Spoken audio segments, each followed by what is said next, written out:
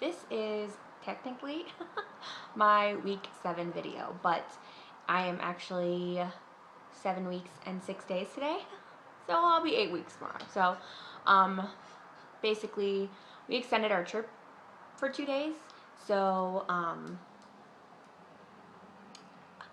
was exhausted. I was so ready to go, but it's probably going to be our last vacation before we have kids. So I wanted to give Jason the extra couple days, and he had the time off work, so we went ahead and extended the trip. So the video never happened because I was exhausted, and then we were traveling, and then I was resting, and all of that. So anyways, I was going to do them together and just do like a 7 and 8 week, but I decided it was going to be too long. So I'm just going to make this as quick as possible. As far as symptoms, nothing really changed from week 6.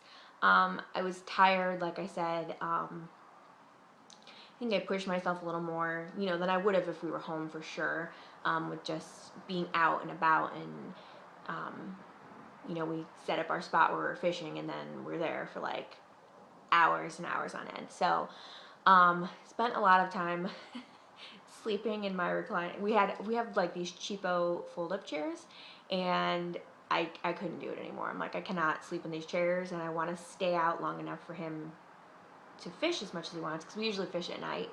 And so we went and bought one of the zero gravity chairs, the like reclining ones. They're amazing. So I spent a few nights sleeping most of the night on a pier on one of the zero gravity chairs. Anyway, so I was definitely tired. The spotting stopped on Tuesday the 15th. So I spotted from like Saturday morning until Tuesday the 15th. It stopped midway through the day, and then it was done. I have a little more, but that's into week 8, and I'll talk about that when I make the video in a couple days. So the other thing that really happened in week 7 was I got my test results back from the doctor. And my doctor, they have a patient portfolio online, and all of your results are on there. So they called me and emailed me and said that my results were in. Of course, my appointment was like a day before we left, so I didn't get on and set up my like portfolio. So I actually had to call them and have them give me like a new login or whatever, because the PIN or the number that they gave me before I left was at my house. So anyway, so I'm gonna give you the results. I actually wrote down pretty much everything that they tested and what the results of that was. So for the most part, everything was completely normal, and I think it might be that everything was completely normal, but there were a couple things that I was like, I don't really know. So they did my pap, and that was normal. There was no HPV, no cancer of any kind. Everything was completely normal. They did a urine culture, which I'm pretty sure they said they were just checking for like a UTI or a bladder infection, because they said when you're pregnant, you can have, I think because you have to pee so much, you can have a bladder infection or a UTI and not realize it, and it can be harmful to the pregnancy. So they did that, and that came out normal. And then they also test for chlamydia and gonorrhoeae, because apparently that is also harmful. Those are the 2 STDs that I said that they checked for. So that was negative. I would hope so. So that was negative, and then they also did an HIV test, and that was also negative. So I'm not gonna say that I was like worried or scared, but I've never had like an HIV test, and I mean, that's scary stuff. That's like life-changing scary test. So well, I wasn't nervous because I didn't like think I had HIV or anything. It's a little nerve-wracking to get that done. So that was negative, which is awesome. And of course it says this doesn't necessarily mean you don't have it, because I think what it is it can be like inactive for 6 weeks. Well, obviously it's not like I've been out to catch HIV in the last 6 weeks that it would change anything. So it's negative, and it's negative. It's gonna stay that way.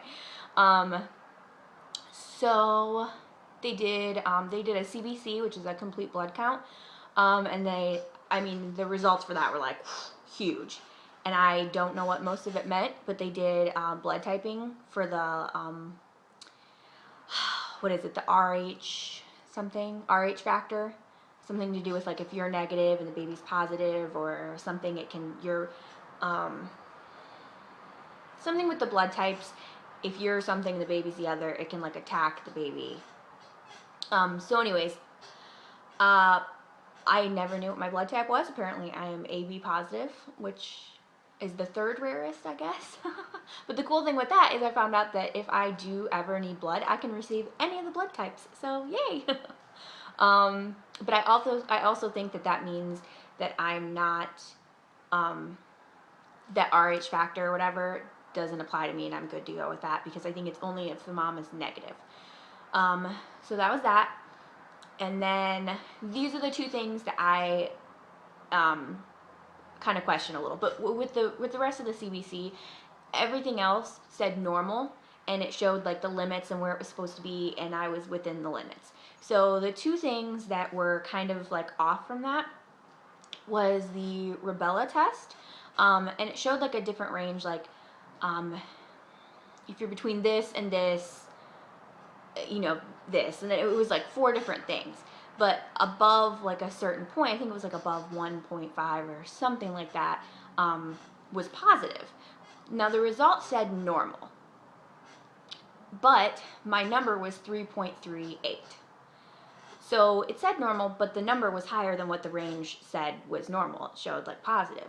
And then they put a note on there. There was a note on a few of the things, but they put a note on there that said, basically with where my number was at, that I either had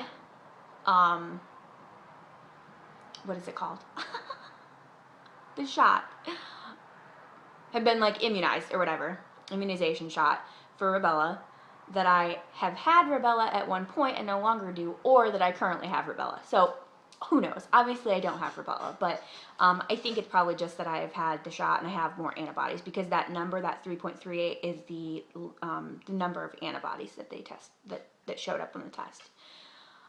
So that one was the kind of weird one that I wasn't sure about, but like I said, it did say normal.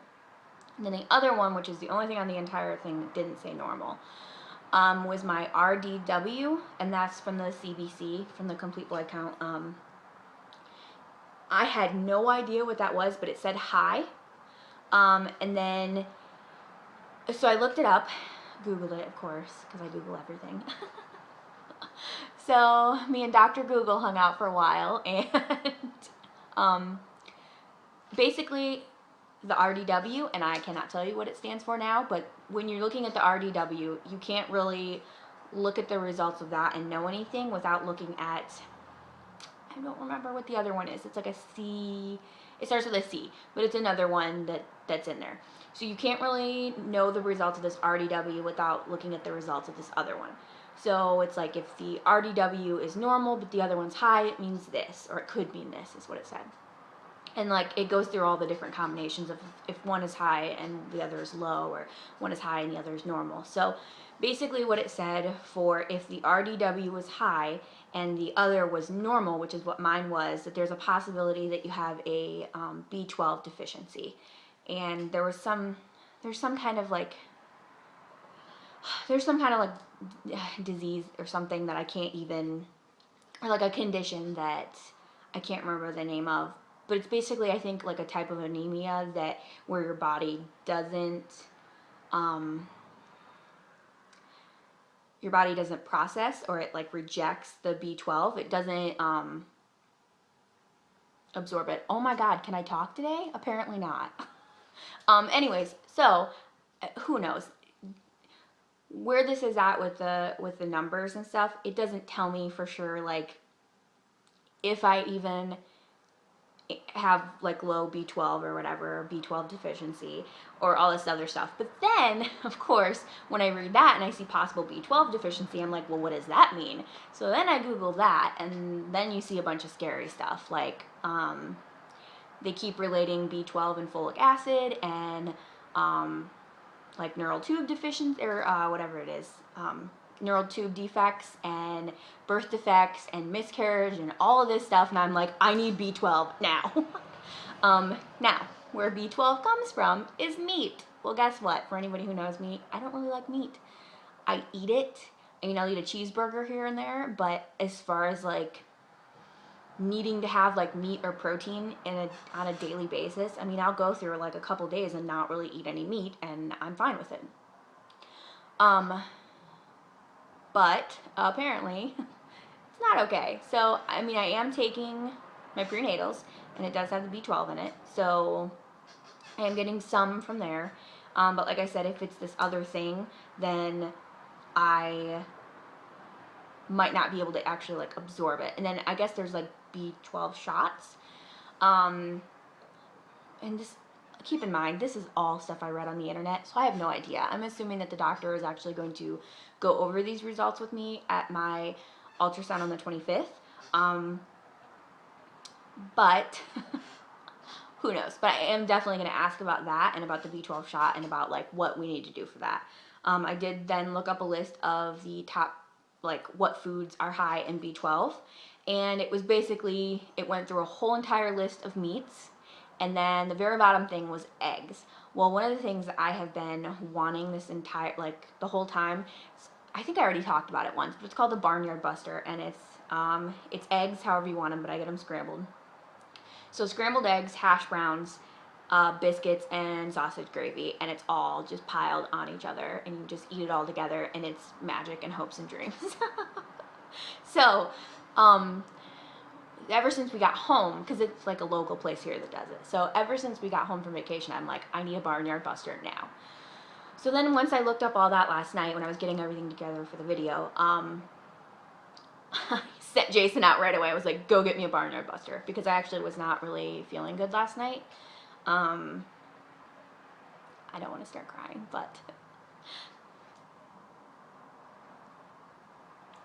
a friend of mine was 31 weeks pregnant with identical twin boys, and while we were on vacation, she actually lost them, and the funeral and everything was yesterday,